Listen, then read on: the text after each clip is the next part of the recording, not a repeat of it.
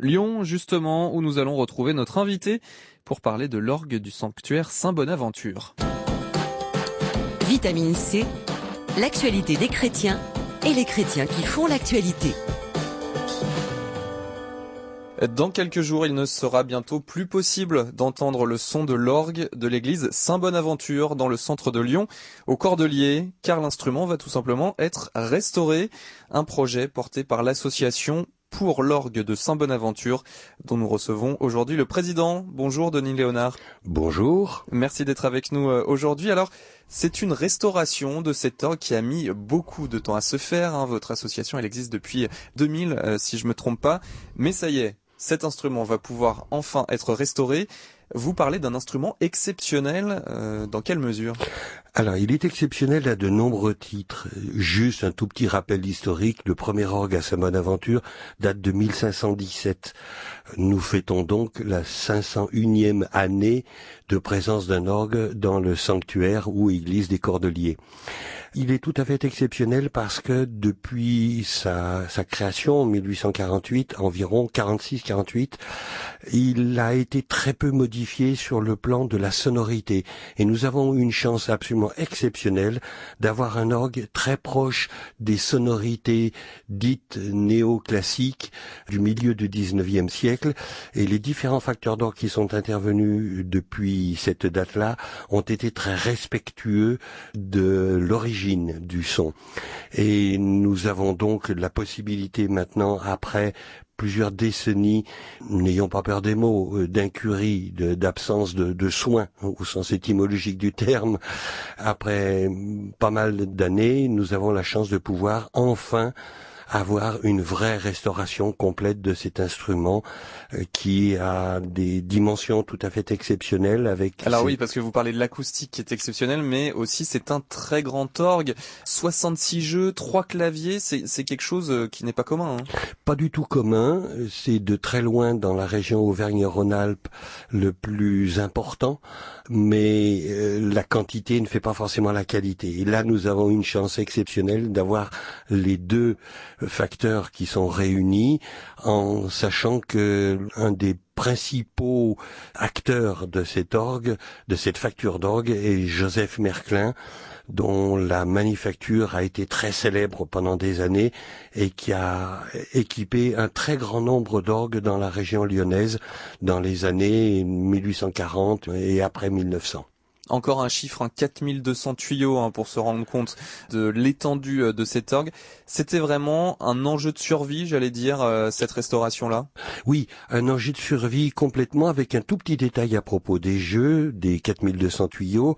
Il faut que vous sachiez que le plus grand tuyau fait près de 6 mètres de haut, pèse 70 kilos. Et le plus petit tuyau fait à peine 1 centimètre de haut. Donc vous voyez qu'il y a un éventail extrêmement riche et il se trouve que pour des raisons techniques, il n'y a pas eu de véritable nettoyage, entre guillemets, ce qu'on appelle un relevage en termes de facture d'orgue. Il n'y a pas eu de vrai entretien de cet instrument. Donc là, c'est l'humidité, oui, qui menace, c'est la poussière. L'humidité, surtout la poussière, avec quelque chose de très particulier. On est dans plein centre Lyon et malgré les filtres, le chauffage à air pulsé amène beaucoup de particules grasses, fines et grasses sur l'orgue. Une autre particularité, ce sont les cierges. On va pas les supprimer, mais les cierges font monter de la graisse et cette graisse finit par se déposer sur l'orgue, rendant une partie de ces jeux muets. Il faut savoir qu'actuellement, il y a un bon tiers des 66 jeux qui sont inopérants. C'est affreux. Un orgue, c'est un instrument très complexe. Est-ce que vous pouvez nous expliquer très rapidement le mode de fonctionnement ? Pourquoi c'est si complexe ? Pourquoi il y a autant de tuyaux ? Parce que finalement, derrière, il n'y a qu'un seul homme, celui qui joue de l'orgue, l'organiste. L'organiste est quelqu'un de tout à fait exceptionnel, puisque non seulement il a ses 2 mains, mais il a aussi ses pieds.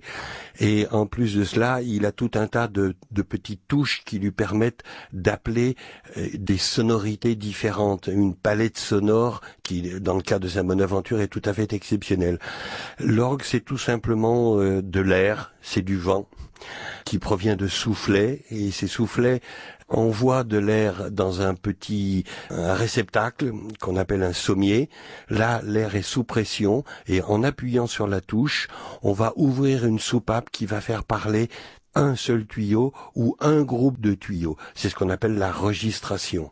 Et c'est ce qui permet d'avoir ce côté fabuleux, notamment à Saint-Bonaventure, parce que l'orgue peut être doux, tendre, affectueux, et puis il peut être extraordinaire de puissance, je vais pas dire spectaculaire.